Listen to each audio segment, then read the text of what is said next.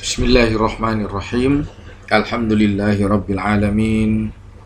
Wassalatu wassalamu ala asrafil anbiya'i wal mursalin wa ala alihi wa ashabihi ajma'in. Amma ba'du. Fa inna asdaqal hadits kitabullah wa khairal hadi hadi Muhammadin sallallahu alaihi wa ala alihi wasallam. Wa syarral umuri muhdatsatuha ala inna muhdatsatin bid'ah. Fa inna kullun bid'atin dhalalah wa kullu dhalalatu finnar. Ayyuhal ikhwan, sahabat Kauja yang dirahmati oleh Allah. Alhamdulillah,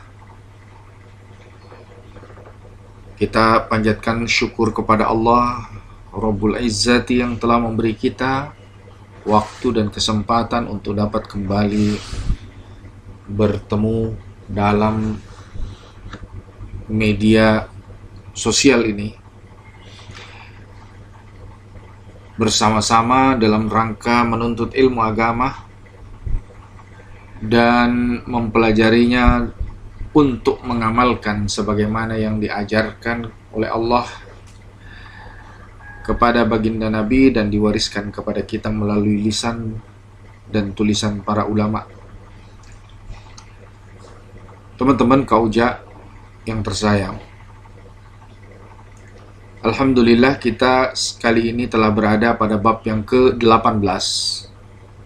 ya, dari kitab Syekh Utsaimin yang beliau beri judul Majelis Syahrul Ramadan, di mana bab ini membahas tentang peristiwa besar dalam sejarah kehidupan baginda Nabi yang terjadi di bulan Ramadan. Teman-teman Kauja yang tercinta, di dalam bulan Ramadan ada dua peristiwa besar yang dialami oleh baginda Nabi Sallallahu Alaihi Wasallam. Yang pertama adalah perang yang pertama kali dilaksanakan oleh Nabi dan para sahabatnya, yaitu perang Badar. Jadi terjadinya di bulan Ramadan. Ya. Yang kedua adalah pembebasan kota Makkah atau yang dikenal dengan istilah Futu Makkah. Nah, karena itu beliau menghadirkan dua peristiwa besar ini pada dua bab, yaitu bab 18 perang Badar dan setelah itu bab 19 Futu Makkah. Nah, teman-teman Kauja yang saleh dan salihah, Syekh Utsaimin memulai sebagaimana biasanya melalui puji-pujian kepada Allah, lalu salawat serta salam kepada baginda Nabi bersama keluarga dan sahabat-sahabat beliau. Lalu beliau mengawali dengan kalimat, "Saudara-saudaraku sekalian," kata beliau. Pada bulan yang mulia ini, Allah telah menolong kaum muslimin dari musuh-musuh mereka, yaitu kaum musyrikin, pada pertempuran Badar Al-Kubra. Dalam istilah sejarawan, mereka menyebut dengan istilah Perang Badar Al-Kubra, terbesar. Allah menamakan momen tersebut dengan Hari Al-Furqan. Ya, jadi peristiwa Perang Badar ini diabadikan di dalam Al-Quran dengan istilah Yaumal Furqan. Hari Al-Furqan, hari pembeda. Sebab pada hari itu katanya, Allah membedakan antara yang hak dan yang batil dengan menolong Rasulnya dan orang-orang yang beriman, serta menghinakan orang-orang kafir dan orang-orang musyrik.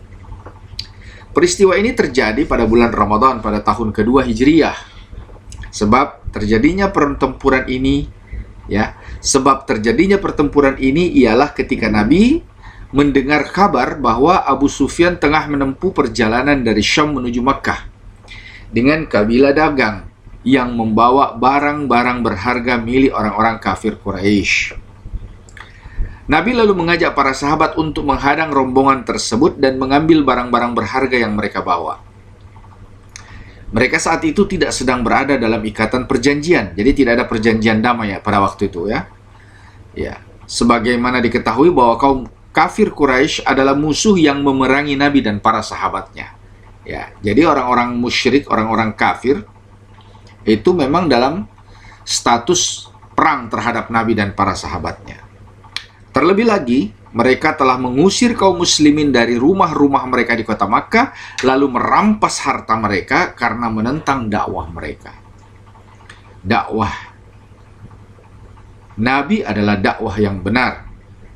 Oleh karena itu, kaum mukminin berhak merampas kembali harta benda kaum musyrikin sebagai balasan atas perbuatan mereka, sejalan dengan keinginan Nabi dan para sahabat beliau. Nah, pada waktu itu, kata Syekh Utsaimin, Nabi Sallallahu Alaihi Wasallam dan para sahabatnya keluar dengan rombongan yang berjumlah 300 sekian orang laki-laki. Ini kabar, ini riwayat dari Syekh Utsaimin. Namun Kauja ada membaca dalam Sirah Nabawiyah yang ditulis oleh Syekh Mubarak Furi, awal mula perjalanan Badar ini berangkat dengan 1.000 orang. Ya, awal mulanya berangkat dengan 1.000 orang, ya. Tapi ternyata di dalam 1.000 orang ini bercampur antara orang mukmin dengan orang munafik. Nah, sebentar kita lanjutkan ya. Kauja kita ikuti dulu pembahasan dari Syekh Utsaimin. Baik. 300 sekian orang terdiri dari 2 kuda, 70 unta yang silih berganti mereka tunggangi, dan di antara mereka terdapat 70 orang kaum muhajirin. Ya, jadi ada hampir 200 lebih orang Ansor dan 70 orang kaum muhajirin. Selebihnya adalah kaum Ansor. Tujuan mereka sebenarnya hanya merampas harta dari Abu Sufyan, bukan untuk berperang. Ya, karena itu diceritakan oleh para sejarawan bahwa perlengkapan perang mereka ini minimal sekali. Ya, mereka tidak membawa peralatan perang tempur yang memadai seperti perisai, baju zirah, baju besi, kemudian pedang-pedang bagus, panah dan seterusnya. Tidak. Ya, mereka mungkin ya wallah alam ya memang tidak didetailkan tentang perlengkapan perang mereka, tetapi dikatakan di dalam kitab sirah bahwa perlengkapan perang mereka itu bukan perlengkapan perang yang sesungguhnya gitu, hanya untuk menakut-nakuti kabilah Abu Sufyan. Nah, namun kata Syekh Utsaimin, Allah mengumpulkan kaum mukminin beserta musuh mereka dalam pertempuran tanpa adanya pemberitahuan. Artinya ini makarullah, teman-teman. Ya, memang ini maunya Allah begitu. Allah memerintahkan kaum muslimin keluar dari kota Madinah untuk mengintercept, untuk mencegah, untuk menghadang Abu Sufyan, tetapi dengan izin Allah, rupanya Allah ingin mempertemukan langsung orang-orang mukmin dengan orang kafir Quraisy. Ya. Dialah Allah yang menetapkan suatu urusan yang sudah pasti terlaksana dan menyempurnakan kehendaknya. Ya. Selanjutnya kata Syekh Utsaimin, ternyata Abu Sufyan mengetahui rencana ini. Lalu dia lantas mengirimkan utusan ke kota Makkah untuk memberitahu kaum kafir Quraisy dan meminta pertolongan mereka agar mengamankan harta benda yang dia bawa. Rute perjalanan yang biasa dilaluinya pun akhirnya dirubah. Ya, akhirnya pun diubah dan dialihkan ke jalur tepi pantai. Jadi dia tidak meneruskan perjalanan sesuai rute yang biasanya dilalui oleh para kabilah dagang, tapi dia belok. Ya, akhirnya tentara Nabi dengan sendirinya kecele, nggak ketemu. Ya, karena dia sudah Abu Sufyan ini sudah lebih dulu menghindar. Ya. Dan akhirnya kata Syekh Utsaimin, Abu Sufyan pun selamat. Ya, tidak bertemu dengan rombongan Nabi. Nah, ketika orang-orang kafir Quraisy mendengar kabar yang dibawa oleh utusan Abu Sufyan, maka mereka pun keluar bersama para pembesar mereka. Jumlah mereka sekitar 1.000 pasukan yang terdiri dari 100 tentara berkuda dan 700 tentara unta. Ya. Sebagaimana dalam firman Allah di dalam surah 8 ayat 47 yang dikutip oleh Syekh Utsaimin. Ya. Yakni bataran wari'a an-nasi wa yasudduna an sabilillah wallahu bima ya'maluna muhit. Dengan rasa angkuh dan dengan maksud riak kepada manusia serta menghalangi orang-orang dari jalan Allah, dan ilmu Allah meliputi apa yang mereka kerjakan. Inilah kerjanya orang kafir ya. angkuh, sombong, kemudian ria, ya selalu ingin dipuji oleh manusia, lalu selalu menghalang-halangi orang dari jalan Allah. Maka diizinkan oleh Allah untuk berperang. Orang-orang kafir juga membawa para biduan, wanita-wanita muda, cantik, seksi untuk menjadi biduan yang akan menyanyikan lagu-lagu ejekan kepada kaum muslimin. Ini kebiasaan mereka ya, karena mereka merasa dirinya kuat, jadi mereka yakin menang. Ya. Sewaktu Abu Sufyan mendengar tentang keluarnya pasukan mereka, ia pun segera mengirim utusan lagi untuk menyampaikan kabar tentang keselamatan kabilahnya. Nggak usah diterusin, saya sudah selamat, gitu istilahnya kan. Serta menganjurkan mereka supaya kembali dan tidak usah melanjutkan perjalanan. Akan tetapi, orang-orang kafir ini menolak. Abu Jahal berkata, kita tidak akan kembali sampai kita tiba di Badar, bermukim di sana selama 3 malam, menyembelih unta, membagi-bagikan makanan, dan meminum khamar agar orang-orang Arab lainnya akan senantiasa segan dan ingat kepada kita. Lihat itu. Ya, sombong dan riaknya mereka. Nah, pada saat Nabi mengetahui tindakan kaum kafir Quraisy, beliau segera bermusyawarah dengan para sahabat. Dan beliau berkata, sesungguhnya Allah telah menjanjikan kepadaku salah satu dari 2 kelompok, kabilah dagang atau pasukan musuh, kata Nabi. Ya, jadi Nabi memberitahukan bahwa Allah sudah menjanjikan salah satu dari 2 pasukan. Kalau bukan kabilah dagang, ya pasukan musuh. Maka berdirilah Al-Miqdad bin Al-Aswad dari golongan Muhajir. Ya, Al-Miqdad bin Al-Aswad dari golongan Muhajir. Lalu ia berkata, ya Rasulullah, berjalanlah di atas perintah yang telah Allah berikan kepadamu. Demi Allah, kami tidak akan berkata seperti perkataan Bani Israel kepada Musa. Yaitu surah Al-Maidah ayat 24 ya. Ini rekaman ucapan ya orang-orang Yahudi Bani Israel kepada Musa ketika Musa hendak memerangi Fir'aun untuk membebaskan mereka sendiri. Bayangkan. Apa kata mereka? Ya. Fadhhab anta wa rabbuka faqatila inna hahuna qa'idun. Ya, kata orang Yahudi ini, karena itu pergilah kamu bersama dengan Robmu berdua. Ya, berperanglah kalian berdua, kata Yahudi ini. Sesungguhnya kami akan duduk-duduk menunggu di sini saja. Lihat kurang ajarnya Yahudi itu kan. Sudah dia yang mau dibantu, mau diselamatkan dari penindasan Fir'aun, malah ngomongnya kayak gitu kepada Nabi Musa kan. Nah, ini membuat hati Nabi Musa bersedih. Nah, ini yang dikatakan oleh Miqdad bin Aswad. Ya, Miqdad ini mewakili orang-orang Muhajir. Apa kata dia? Ya Rasulullah, berjalanlah di atas perintah yang telah Allah berikan kepadamu. Demi Allah, kami tidak akan berkata seperti kalimat yang diucapkan oleh orang-orang Yahudi itu. Artinya kita tetap akan bersamamu. Nah, ucapan dari Miqdad ini muncul karena menurut Syekh Mubarak Furi ya, di dalam kitab Sirah Nabawiyah yang dia tulis, ada 700 lebih orang yang berbalik mundur atau pulang karena diprovokasi oleh orang munafik. Ya, orang-orang munafik ini mengatakan bahwa tujuan kita bukan mau berperang. Tujuan kita ini hanya ingin merampas hartanya Abu Sufyan. Nah, sebagian dari ucapan mereka seperti itu. Lalu untuk apa? Kita tidak bawa persiapan yang cukup. Mungkin istilahnya ya kita cuma bawa pisau dapur nih. Kita cuma bawa ya mungkin ya pedang pendek lah, apalah istilah aja itulah. Ya, pada intinya sebagian daripada ucapan kaum munafik ini berhasil memprovokasi pasukan yang bersama-sama Nabi 1000 orang sehingga 700 orang ini mundur. Memilih untuk pulang ke Madinah. Ya, kembali pulang ke Madinah kan? Dan 700 orang ini masuk kelompok-kelompok munafikin. Ya. Nah, karena itu bangkitlah Al-Miqdad. Ya, setelah Nabi menceritakan dan melihat respon daripada orang munafik, Miqdad bin Al-Aswad berdiri.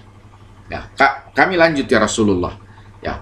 Padahal Miqdad ini dari 270 sisa dari 200-an ya. Dari 300 sekian pasukan yang tersisa, Muhajirin itu cuma 70 orang, minoritas. Ya, Nabi masih gamang ketika Miqdad berbicara karena dia cuma 70 orang Muhajirin yang dia wakili. Nah, sementara 200 lebih ini kaum Ansar dia belum dengar suaranya. Ya. Maka dibiarkannya lah Miqdad menuntaskan kalimatnya. Maka kata Miqdad, "Tapi kami akan tetap berperang di samping kanan dan kirimu serta di depan dan di belakangmu, kata Mikdad. Lanjutkan. Nah, mendengar respon dari Mikdad bin Al-Aswad, maka pemimpin orang Ansar, yaitu Sa'ad bin Mu'adz Al-Ansari, ya, Sa'ad bin Mu'adz ini,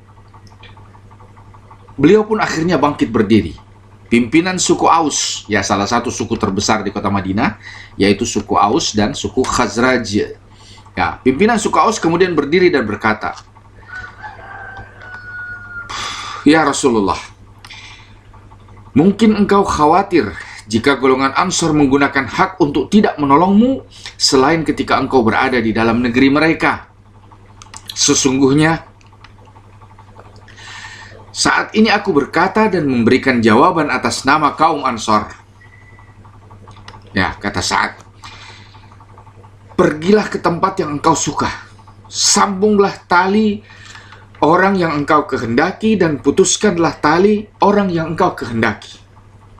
Ambillah harta kami sesuai dengan keinginanmu, serta berikanlah kepada kami sesuai dengan kehendakmu.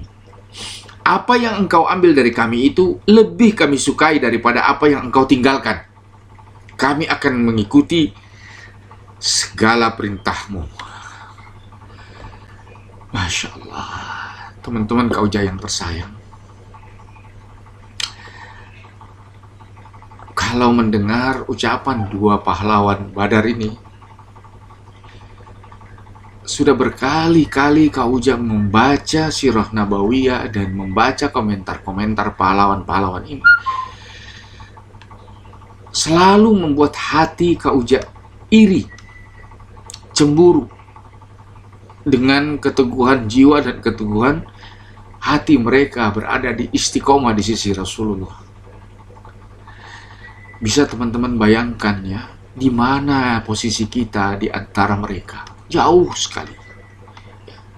Mereka mengorbankan segala-galanya untuk membela Nabi, padahal kita masih terkepung dan bergelimang dengan harta benda dunia serta mengabaikan sunnah Rasulullah, mengabaikan Islam. Ya Allah, ampuni kami ya Rabb. Astagfirullah. Teman-teman Kauja yang terkasih, selanjutnya Syekh Utsaimin berkata, "Demi Allah," oh ini masih lanjutan kalimat daripada Sa'ad bin Mu'adz, "seandainya engkau membawa kami sampai ke Al-Barak dari Ghamdan, niscaya kami akan tetap berjalan mengiringimu. Sekiranya engkau membawa kami menempuh lautan, tentulah kami akan mengarunginya bersamamu." Kemudian Sa'ad bin Mu'adz berkata, "Kami tidak akan benci jika engkau harus memerintahkan kami untuk menghadapi musuh esok hari. Sungguh," kata Sa'ad, "kami akan bersabar di dalam peperangan dan bersikap tegar dalam pertempuran. Semoga Allah menenteramkan jiwamu dari apa yang telah kami kabarkan." Ini perwakilan kaum Ansar yang mayoritas sudah angkat suara, teman-teman. Maka kata Syekh Utsaimin, Nabi SAW pun bergembira mendengar perkataan kaum Muhajirin dan Ansar tersebut, ridwanullahi alaihim ajma'in. Maka Nabi pun berkata, "Berjalanlah, bergembiralah kalian. Demi Allah, aku benar-benar telah melihat tempat-tempat kematian orang-orang kafir tersebut." Ya, maka berangkatlah Nabi SAW dan tentara Allah menuju sumber air terdekat yang ada di Badar. Pada saat itu, Al-Habbab bin Al-Munzir bin Amr bin Al-Jumuh berkata, "Ya Rasulullah, apakah Anda yakin dengan tempat ini?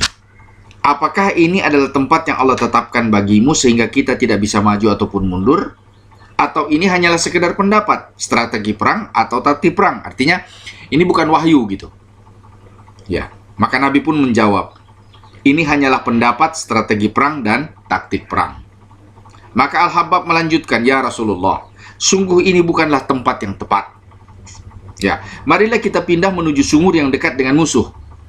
Kita penuhi persediaan air kita dengan membuat semacam telaga dan kita timbun sumur-sumur yang ada di belakang mereka." Dengan begitu kita bisa minum sepuasnya, sedangkan mereka tidak. Nah, maka Nabi pun menganggap pendapat itu baik sehingga beliau pun melaksanakannya. Ya.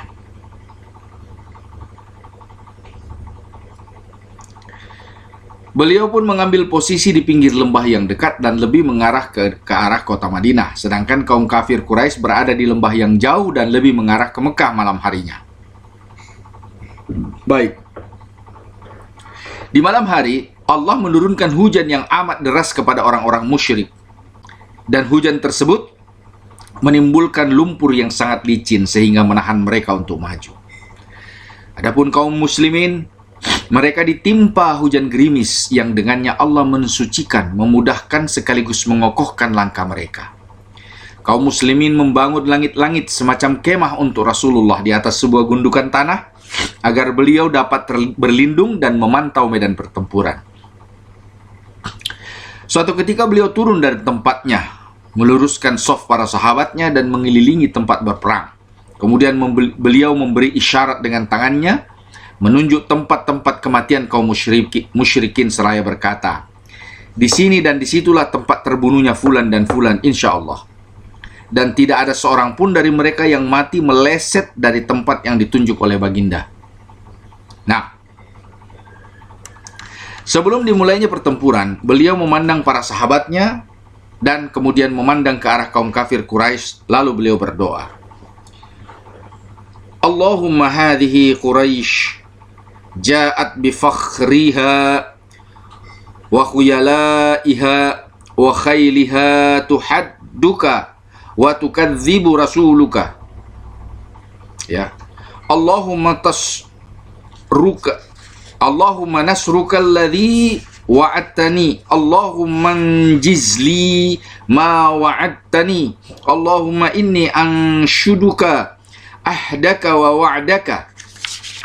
Allahumma in syi'ta lam tu'bad. Allahumma in tahlik hadhihi al-isabatal yawma la tu'bad. Ya Allah, inilah orang-orang kafir Quraisy datang dengan kesombongan dan kecongkakannya, serta dengan kuda-kuda mereka untuk menentangmu dan mendustakan Rasulmu. Ya Allah, aku meminta kemenangan yang Engkau janjikan kepadaku. Ya Allah, realisasikanlah janjimu kepadaku. Ya Allah, aku mengingatkanmu akan janjimu. Ya Allah, jika Engkau menghendaki, niscaya Engkau tidak akan lagi diibadahi. Ya Allah, jika Engkau membinasakan kelompok kami pada hari ini, niscaya Engkau tidak akan lagi diibadahi. Selanjutnya kaum mukminin meminta bantuan dan pertolongan kepada Rabb mereka. Ya, mereka beramai-ramai berdoa melihat Rasulullah berdoa. Lalu Allah pun mengabulkan permohonan mereka. Ya, di dalam surah Al-Anfal Allah menceritakan ayat ke-12, surat ke-8 ayat ke-12 sampai 14. "Idh yuhi rabbuka ilal malaikati anni ma'akum fathabbitul ladzina amanu sa'ulqi fi qulubil ladzina kafarur ru'bah fadribu fawqal a'naqi wadribu minhum kulla banan. Dzalika bi annahum syaqqullaha wa rasulahu wa may yushaqiqillaha wa rasulahu fa innallaha syadidul iqab. Dzalikum fadzuquhu wa anna lil kafirina adzaban nar." Ingatlah ketika Rabbmu mewahyukan kepada para malaikat, "Sesungguhnya aku bersama kamu, maka teguhkanlah pendirian orang-orang yang telah beriman. Kelak akan aku jatuhkan rasa ketakutan ke dalam hati orang-orang kafir. Maka penggallah kepala-kepala mereka dan pancunglah tiap-tiap ujung jari mereka." Ketentuan yang demikian itu adalah karena sesungguhnya orang-orang kafir ini menentang Allah dan Rasulnya. Dan barang siapa yang menentang Allah dan Rasulnya, maka sesungguhnya Allah amat keras siksaannya. Itulah hukum dunia yang ditimpakan atasmu, maka rasakanlah hukum itu. Sesungguhnya bagi orang-orang yang kafir itu masih ada lagi azab neraka. Teman-teman kauja yang tersayang, akhirnya, kata Syekh Utsaimin, bertemulah dua kelompok pasukan dan berkobarlah api pertempuran dengan sengitnya. Rasulullah SAW berada di kemah dengan penjagaan Abu Bakar dan Sa'ad bin Mu'adz. Beliau senantiasa berdoa, memohon bantuan dan pertolongan kepada Allah. Beliau lalu tidur sejenak, kemudian keluar dan berkata, golongan itu pasti akan dikalahkan dan mereka akan mundur ke belakang. Setelah itu beliau mengobarkan semangat juang para sahabat untuk berperang. Beliau bersabda, demi zat yang jiwa Muhammad berada di tangannya, tidaklah seorang pun yang memerangi orang kafir lalu ia terbunuh dalam keadaan bersabar, mengharapkan pahala, terus maju dan pantang mundur, melainkan Allah akan memasukkannya ke dalam syurga. Masya Allah, itu salah satu bentuk kematian yang paling layak dan paling patut kita harapkan. Teman-teman yang tersayang,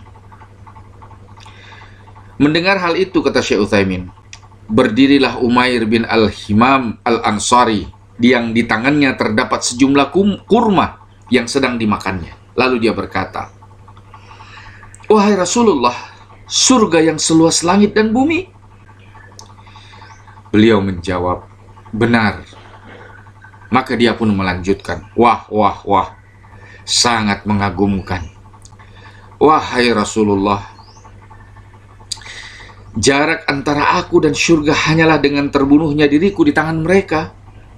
Sekiranya aku tetap hidup untuk memakan kurma ini sampai habis, maka hal itu benar-benar akan menjadikanku hidup masih lebih lama lagi dari bertemu dengan surga maksudnya. Lalu kurma-kurma itu pun lantas dilemparkannya dan ia bertempur hingga akhirnya terbunuh. Semoga Allah meridhoinya. Berikutnya Rasulullah mengambil segenggam pasir, lalu dilemparkannya ke arah orang-orang kafir Quraisy. Tiap-tiap mata mereka terkena pasir tersebut, sehingga mereka disebutkan dengannya. Dan inilah salah satu tanda dari tanda-tanda kebesaran Allah. Akhirnya kaum musyrikin mengalami pahitnya kekalahan. Mereka lari terbirit-birit. Kaum muslimin pun lantas membunuh dan menawan mereka. Ketika itu, jumlah kaum kafir Quraisy yang terbunuh sebanyak 70 orang, sedangkan yang tertawan sebanyak 70 orang. Dari jumlah korban tersebut, 24 orang diantaranya adalah pembesar kaum kafir Quraisy, seperti Abu Jahal, Syaibah bin Rabi'ah, dan saudaranya Utbah bin Rabi'ah, serta anaknya Al-Walid bin Utbah. Mereka kemudian dimasukkan ke dalam salah satu di antara sumur Badar. Nah, disebutkan dalam kitab Sahih Imam Bukhari dari Abdullah bin Mas'ud bahwasanya Nabi pernah menghadap ke arah kiblat dan mendoakan kebinasaan bagi keempat orang tersebut. Lalu Abdullah bin Mas'ud berkata, aku bersaksi atas nama Allah bahwa aku telah melihat mereka yang didoakan oleh Nabi tersebut binasa. Kondisi jenazah mereka tidak seperti biasanya disebabkan panasnya terik matahari. Cuaca pada hari itu memang sangat panas, tapi keadaan mereka lebih buruk lagi daripada orang yang terkena panas. Disebutkan pula dalam kitab Sahih Bukhari dari Abu Talhah radhiyallahu anhu bahwasanya pada perang Badar, Nabi memerintahkan sahabatnya untuk memasukkan 24 pembesar kafir Quraisy ke dalam salah satu sumur Badar yang kotor. Ini untuk menghinakan mereka. Ya. Biasanya setelah memenangkan suatu peperangan, Rasulullah Sallallahu Alaihi Wasallam tetap tinggal di sekitar medan pertempuran selama 3 hari. Pada hari ketiga, beliau memerintahkan agar hewan tunggangannya diikat. Lalu beliau berjalan kaki dengan diikuti oleh para sahabat hingga sampai di tepi sumur yang menjadi kuburan para pembesar kafir Quraisy. Beliau lalu memanggil nama-nama orang yang terkubur beserta nama-nama ayah mereka. Wahai Fulan bin Fulan, wahai Fulan bin Fulan, apakah sekarang kalian senang karena tidak mematuhi Allah dan Rasul-Nya? Ya, sesungguhnya kami mendapati apa yang telah dijanjikan oleh Tuhan kami itu benar. Apakah kalian juga mendapati janji Tuhan kalian itu benar?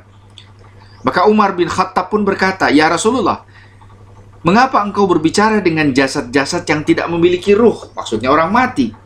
Lalu Nabi pun menjawab, walladzi nafsu Muhammadin biyadih ma antum bi asma'a lima aqulu minhum. Demi zat yang jiwa Muhammad berada di tangannya, ya, kalian tidaklah lebih mendengar apa yang kukatakan dibandingkan dengan mereka. Artinya mereka dengar. Ya, mereka pun mendengar kalimat atau suara dari baginda Nabi. Baik, selanjutnya kata Syekh, mengenai keadaan tawanan, Nabi pun bermusyawarah dengan para sahabat mengenai keputusan yang seharusnya diambil terhadap mereka, mengingat perbuatan mereka. Sa'ad bin Mu'adz berkata dengan rasa benci, ya. Tadi Sa'ad bin Mu'adz ini adalah pemimpin kaum Aus, ya, dari sahabat Ansar. Katanya, ini adalah kekalahan pertama yang Allah timpakan kepada kaum musyrikin. Sungguh, aku lebih suka untuk tetap bertempur mati-matian dibandingkan membiarkan mereka tetap hidup. Kemudian Umar pun mengeluarkan pendapat. Umar bin Khattab berkata kepada Nabi, menurutku, biarkanlah kami memenggal leher-leher mereka. Perintahkanlah kepada Ali untuk menebas leher Aqil. Maksudnya ini saudaranya, ya, yang ada di barisan orang kafir. Dan izinkanlah aku yang memenggal leher si Fulan. Ya, itu saudaranya Umar juga. Sesungguhnya mereka merupakan pembesar dan pemimpin kekafiran, ya. Jadi Umar menyarankan saudaranya, kerabatnya, keluarganya Ali, suruh Ali yang potong. Saya punya keluarga, saya yang potong, kata Umar begitu. Ya. Nah, kemudian bangkitlah Abu Bakar As-Siddiq lalu berkata, mereka adalah kaum kerabat kita. Itu akan menurutku, kata Abu Bakar, sebaiknya Anda mengambil tebusan atas diri mereka. Itu akan menjadi modal kekuatan kita untuk melawan orang-orang kafir. Semoga saja mereka nantinya akan mendapatkan hidayah untuk masuk Islam. Maka akhirnya Rasulullah pun mengambil tebusan dari mereka, dan mayoritas mereka ditebus dengan harta sebesar 1.000 sampai 4.000 dirham. Sebagian lainnya menebus diri mereka sendiri dengan memberikan pengajaran baca tulis kepada anak-anak Madinah. Ya, jadi tebusannya mereka harus mengajarkan anak-anak Madinah untuk belajar baca tulis. Ada pula yang dibebaskan dengan barter, yaitu dengan cara membebaskan orang-orang muslim yang ditawan oleh kaum kafir Quraisy, dan sisanya ada yang dibunuh oleh Nabi disebabkan kekejaman yang dilakukannya, dan ada juga yang dibebaskan sama sekali tanpa tebusan. Nah, teman-teman kaujak yang dirahmati oleh Allah, inilah peristiwa perang Badar ketika golongan yang jumlahnya sedikit mengalahkan kelompok dengan jumlah yang besar, ya. Dan sebab kemenangan mereka itu adalah mereka menegakkan agama Allah. Mereka tidak takut kepada apapun selain kepada Allah. Mereka berperang untuk meninggikan kalimatnya serta membela agamanya, sehingga Allah pun menolong mereka, ya.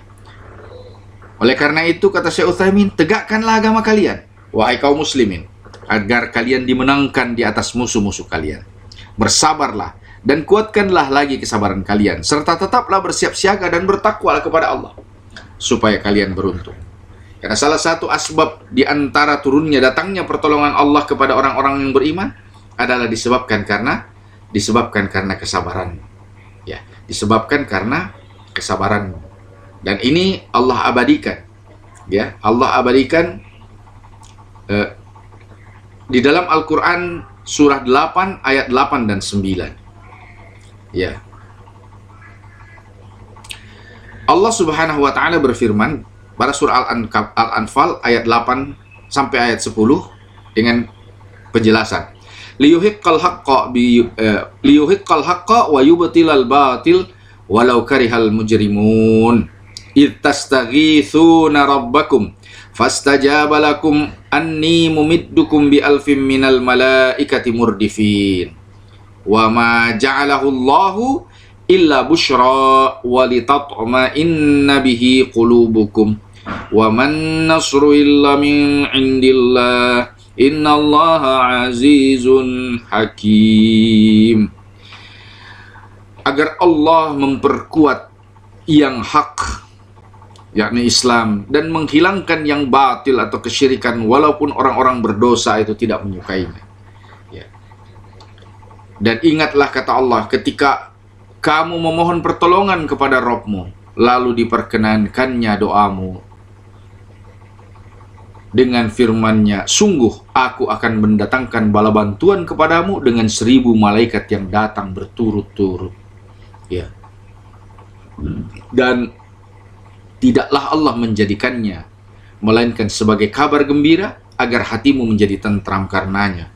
Dan kemenangan itu hanyalah dari sisi Allah. Sungguh Allah Maha Perkasa, Maha Bijaksana. Teman-teman kaujak yang tercinta, ini adalah ibroh yang sangat berharga. Ya, sebab Di dalam pertempuran ini, di dalam perang Badar Al-Kubra ini, di dalam Yaumal Furqan ini, Allah benar-benar menguji orang-orang yang beriman yang kala itu sedang berada di bulan Ramadan, ya, bulan puasa. Apakah mau tunduk patuh kepada perintah Allah atau tidak? Ya. Dan manusia pada umumnya kebanyakan itu akan menampakkan wajah aslinya ketika dia diperhadapkan dengan maut. Ya. Jadi kalau ingin mengetahui kualitas keaslian seseorang, pertemukan atau perhadapkan dia dengan ancaman maut, maka kelihatan aslinya. Ya, di mana 700 orang-orang munafik itu ngacir, ya, pulang membawa kembali barang-barangnya lalu pulang kembali ke kota Madinah meninggalkan Nabi dan para sahabatnya. Ya. Sedangkan orang-orang mukmin di antara Muhajirin dan Ansor membuktikan janjinya kepada Rasulullah bahwa mereka siap mati untuk Allah dan Rasulnya. Ya, ini sepatutnya juga kita wariskan teman-teman, ya, sebagai seorang mukmin, sebagai seorang mujahid, ya, bahwa apapun harga yang harus kita bayar untuk Allah dan Rasulnya, jangan pernah mundur. Ya, jangan pernah mundur, apapun harganya.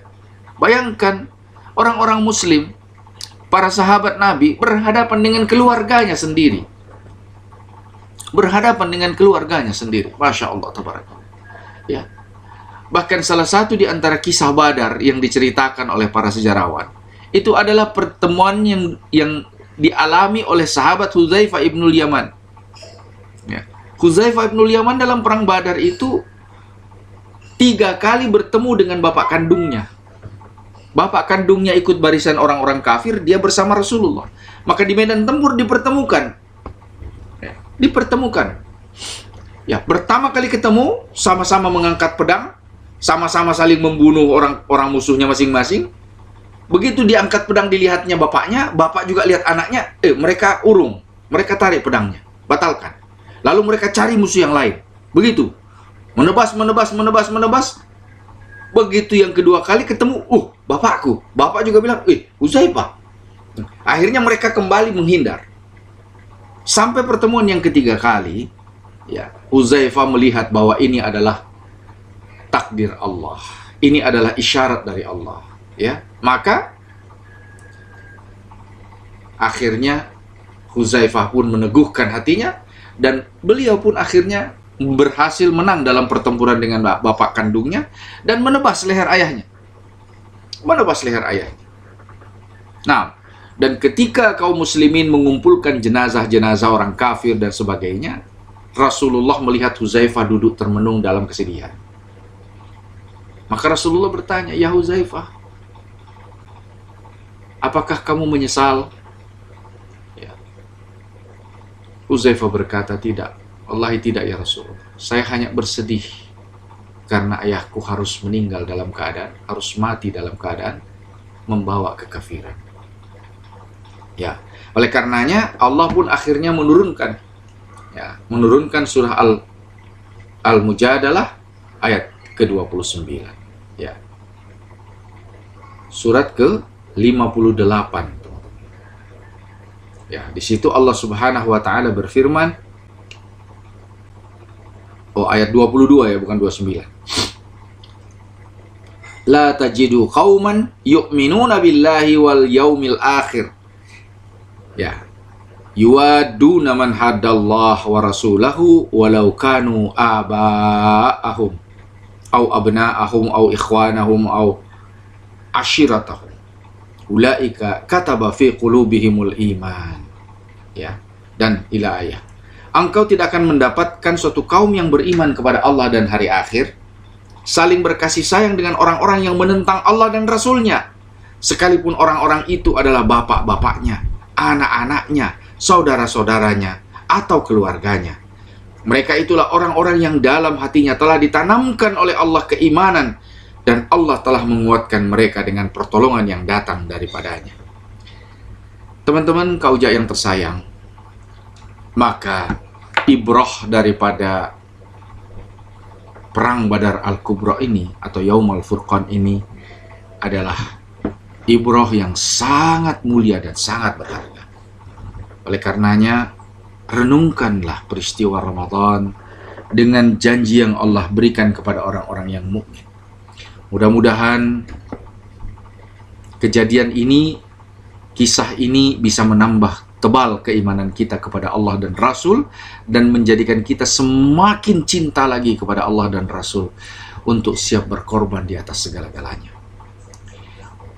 Dan inilah penutup daripada pembahasan bab yang ke-18, dan insya Allah kita akan jelang bab ke-19, yaitu Futuh Mekah. Kita tutup pembahasan kita dengan doa kafaratul majelis serta kalimatul hamdalah. Subhanaka Allahumma wa bihamdika asyhadu an la ilaha illa anta astaghfiruka wa atubu ilaik. Alhamdulillahi rabbil alamin.